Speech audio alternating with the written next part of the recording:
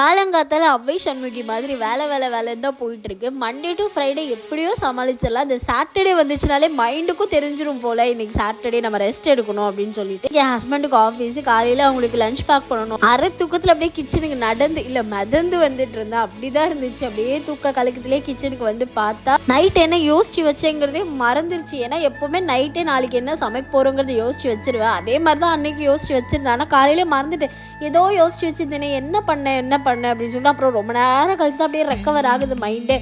இன்னைக்கு வந்து நம்ம தேங்காய் சாதம் செய்யணும்னு நினச்சி வச்சிருந்தோம் அப்படின்னு சொல்லிட்டு தேங்காய் சாதத்துக்கான ப்ரிப்பரேஷனை பக்கத்தில் பண்ணிக்கிட்டே இருந்தேன். நேற்று நைட்டு சப்பாத்தி செஞ்சுருந்தேன். அதில் ஒரு 5 சப்பாத்தி கிட்ட மீதம் ஆயிடுச்சு. சரி அதை வச்சு என்ன பண்ணுறது அப்படின்னு சொல்லிட்டு சப்பாத்தி கேப்சிகம் வெங்காயம் தக்காளி எல்லாமே கட் பண்ணி போட்டு ஒரு கொத்து சப்பாத்தி மாதிரி செஞ்சு கொடுத்துட்டேன். குழந்தைங்களுக்கு செஞ்சு கொடுப்பாங்களா அந்த மாதிரி. சப்பாத்தி மீதமானனால காலைல பிரேக்ஃபாஸ்ட் வேலை கொஞ்சம் கம்மியாயிடுச்சு. இதெல்லாம் செஞ்சு முடிச்சுட்டு அவங்கள ஆஃபீஸுக்கு அனுப்பிச்சதுக்கப்புறம் டயர்டா எனக்கு நெவர் அப்படின்ற மாதிரி போய் படுத்துட்டேன்.